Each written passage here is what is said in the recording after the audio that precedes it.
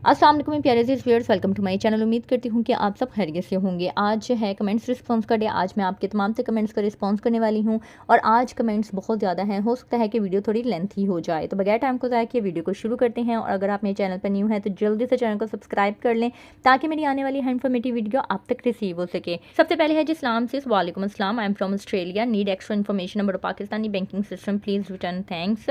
अच्छा, उन्होंने कहा है कि मुझे 100 के मंथली प्रॉफिट के लिए कौन सा अकाउंट और कौन से बैंक में अकाउंट होना चाहिए, please your best advice, thanks. अच्छा, मैंने जो है ना वो बेस्ट बैंक के ऊपर एक वीडियो बनाई हुई है, उसमें आपको ईच एंड एवरीथिंग बताया हुआ है कि ये चीज़ आपने खुद एनालिसिस करनी होती है कि आपने कहाँ पे इन्वेस्टमेंट करनी है, कन्वेंशनल में करनी है या इस्लामिक में करनी है, आपके घर के नज़दीक कौन सी ब्रांच है, आप किस बैंक को पसंद करते हैं। तो ये सारी चीज़ें आपने खुद एनालिसिस करके वहाँ पर इन्वेस्टमेंट करनी होती है। और किसी भी सेविंग अकाउंट में इन्वेस्टमेंट करने की बजाय बेहतर यही है कि आप किसी म्यूचुअल फंड में या किसी इसी तरह के बिजनेस वगैरह में इन्वेस्ट कर लें, क्योंकि सेविंग अकाउंट्स के ऊपर मिलने वाला मुनाफा दिन ब दिन जो है वो कम होता जा रहा है। नेक्स्ट है जी, अगर एटीएम गुम हो जाए तो क्या किया जाए, मोबाइल बैंकिंग भी ना हो, ऐप भी ना हो। इसके ऊपर भी मैंने डिटेल में वीडियो बनाई हुई है। इस वीडियो के कमेंट्स रिस्पॉन्स की वीडियो की डिस्क्रिप्शन में मैंने मेन वीडियोस के लिंक मेंशन किए हुए होते हैं, वो आप लाजमी देखा करें, चाहे आपका बैंक में अकाउंट हो या ना हो, ताकि आपको बैंक से रिलेटेड बेसिक इन्फॉर्मेशन हासिल हो सके। अगर आपका एटीएम कार्ड गुम हो गया है तो फौरी तौर पर आपने हेल्पलाइन पे कॉल करनी है, वहाँ से अपने कार्ड को आर्जी तौर पर बंद करवाना है। अगर आपको ये है कि आपका कार्ड 1-2 दिन में मिल जाएगा, आप कहीं रख के भूल गए हैं, तो हो सकता है कि आपको 1-2 दिन में मिल जाए। लेकिन अगर आपका कार्ड कोई मिसप्लेस हो गया है या कोई लेके भाग गया है या कुछ इस तरह का सीन है, तो फिर कार्ड को मुकम्मल तौर पर फौरी तौर पर बंद करवाएं और नए कार्ड के लिए अप्लाई कर दें। इसके अलावा आप मेरी वो वीडियो चेक कर लें जिसके बारे में मैं आपको बता रही हूँ। मैं कोशिश करूँगी कि आपके कमेंट के रिप्लाई में भी इस वीडियो का लिंक मेंशन कर दूँ। नेक्स्ट है जी, मेरे और सबके जो कमेंट छोड़े हैं अब उन पर भी एक वीडियो बनाओ। देखिए, मैंने सबको कमेंट रिस्पॉन्स कर दिया था और जो सिर्फ येस नो में आंसर करने होते हैं वो मैं टाइप करके कर देती हूँ, ताकि जो है वो मैं आप सबके कमेंट्स के रिस्पॉन्स जो आपको टाइप करके समझ नहीं आते वो मैं वर्बली इस तरह से वीडियो में एक्सप्लेन कर दूँ। नेक्स्ट है जी, how are you dear ma'am, I am fine अल्हम्दुलिल्लाह। आपने इस क्वेश्चन का तो रिप्लाई नहीं किया इस वीडियो में, नेक्स्ट वीडियो में करना। अब 1376 दिन एवरेज निकल गई। ओके, 1376 दिनों में 1 साल बाद या कुछ टाइम बाद मुकम्मल करंट अकाउंट की मेंटेन एवरेज 40,000 हो जाए तो सिंपल, अब हमारे 9 to 5 दिन रहते हों, एसओसी चेंज होगा, 40,000 मेंटेन, तो 9 to 5 मल्टीप्लाई बाई 25,000, तो ये ठीक है। और इसको आपने डिवाइड कर दिया 40, तो 578 दिन बन गए। 578 दिन और अभी भी एवरेज निकलेगी 587 दिन भी। शेल ऑल सर्विस फ्री होंगी, राइट? वीडियो में आप भी करके बताना। अच्छा, आप माशाल्लाह से इतनी अच्छी कैलकुलेशन कर लेती हैं, आप मुझसे भी अच्छी कैलकुलेशन कर लेती हैं। आपकी कैलकुलेशन बिल्कुल ठीक है, अगर बाद में इनके कोई एसओसीज वगैरह चेंज हो जाते हैं तो बिल्कुल आपने बिल्कुल सही एवरेज निकाली है, ऐसे ही होगा। मैं बिल्कुल आपको कैलकुलेट करके बताऊंगी, लेकिन पिछली कमेंट में जो आपने बताया था, मेरे ख्याल से वो 43 डेज़ के लिए आपने कुछ पैसे रखे हुए थे, वो कितने पैसे रखे हुए थे वो मैं भूल गई हूँ। आप वो मुझे कमेंट में बता दीजिएगा, मैं उसके अगेंस्ट आपको लाजमी कैलकुलेट करके जो है वो बता दूंगी, ठीक है? नेक्स्ट है जी, अब वो बार बार कॉल कर रहे हैं, परचेज कर लो, सुबह बैंक आना, आपके नाम पर ट्रांसफर होगा, अकाउंट परचेज कर लो। इस अकाउंट में आपको मोबाइल ऐप भी है, आप मोबाइल पर अकाउंट यूज़ कर सकोगे। देखिए, मैंने आपको पहले भी बताया है कि बैंक अकाउंट सेल परचेज नहीं होते हैं, ठीक है? अब इसके बारे में मैं मज़ीद बहस नहीं कर सकती डेयर, मैंने आपको कह दिया है कि मेरी तरफ से नॉट रिकमेंडेड है। आगे अगर आप अपनी मर्जी करना चाहते हैं तो सो बिस्मिल्लाह। नेक्स्ट है जी, हाफिज सरफराज का कि joint account versus partnership account क्या फ़र्क होता है। जॉइंट अकाउंट होता है जी कि उसमें सबके अलग अलग सोर्स ऑफ इनकम होते हैं, ठीक है? किसी का भी सेम सोर्स ऑफ इनकम नहीं हो सकता। ऐसा हो सकता है कि एक ही कंपनी में दोनों काम करते हों और उन्होंने जॉइंट अकाउंट ओपन करवा लिया हो दोनों भाइयों ने, लेकिन जॉइंट अकाउंट में हर बंदे का, और इसमें जो है वो 4 मैक्सिमम मेंबर अकाउंट ओपन करवा सकते हैं जॉइंट अकाउंट में। और ब्लड रिलेशन वाले या स्पाउस यानी कि मियाँ बीवी, माँ बाप या बहन भाई, इस तरह से जॉइंट अकाउंट ओपन करवा सकते हैं और हर किसी का अपना अपना सोर्स ऑफ इनकम होता है। पार्टनरशिप अकाउंट क्या होता है? बेसिकली पार्टनरशिप अकाउंट में 2 से 10 के दरमियान मेंबर्स होते हैं, ठीक है?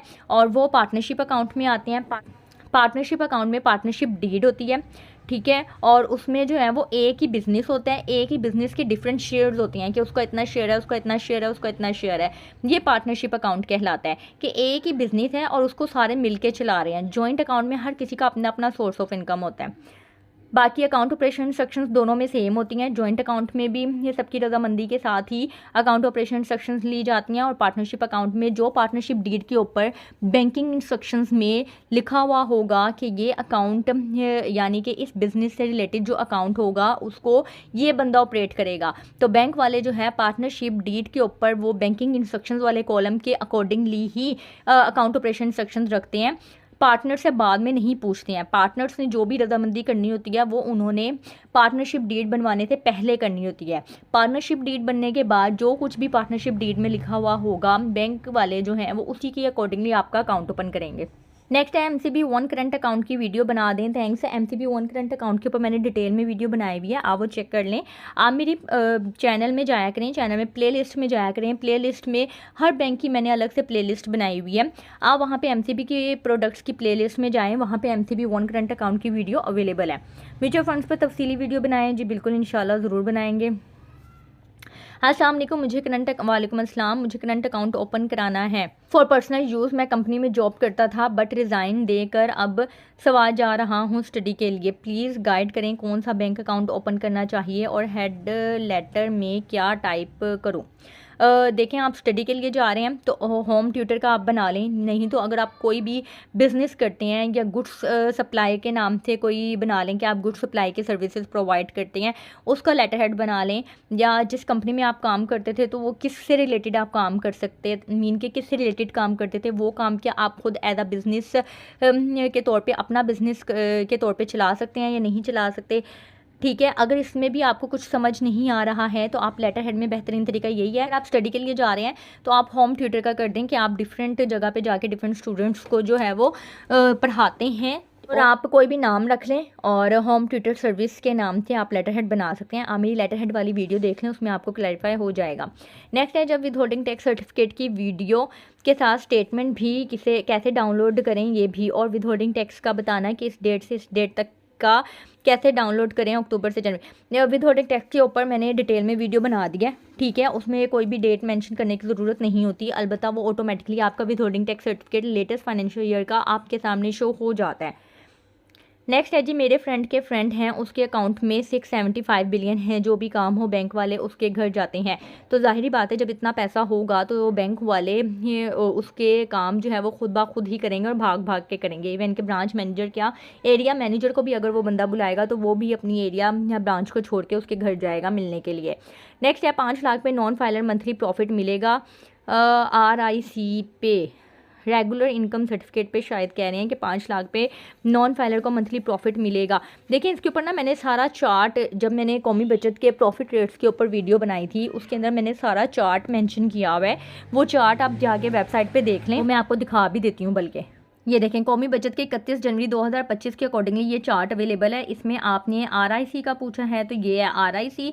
इसके ऊपर जो आपको 1 लाख के ऊपर मुनाफा मिलता है वो है 990 रुपये महाना, ठीक है। इसका फाइलर का टैक्स कट होगा 148.50 और नॉन फाइलर का टैक्स कट होगा 346.50। फाइलर को जो नेट प्रॉफिट मिलेगा वो 841 रुपीज़ है और नॉन फाइलर को मिलेगा 643 रुपीज़। अब अगर आप चाह रहे हैं कि आप नॉन फाइलर का 5 लाख के ऊपर निकालें तो आपने 643 रुपीज़ को 5 से मल्टीप्लाई कर देना है, तो आपके सामने आंसर आ जाएगा कि आपको महाना मुनाफा कितना मिलेगा। नेक्स्ट है जी, मैम एक वीडियो सबसे ज़्यादा सेविंग अकाउंट प्रॉफिट जो बैंक दे रहा है इस पे बना दें, और 4 बैंक HBL UBL अल हबीब और मिज़ान बैंक का सेविंग अकाउंट्स का कंपैरिजन भी बना दें प्लीज़। देखें, कंपैरिजन में ना वीडियो बहुत लेंथी हो जाती है, इवन कि अगर मैं 2 बैंक भी पकड़ती हूँ तो उसमें भी वीडियोस काफ़ी लेंथी हो जाएगी।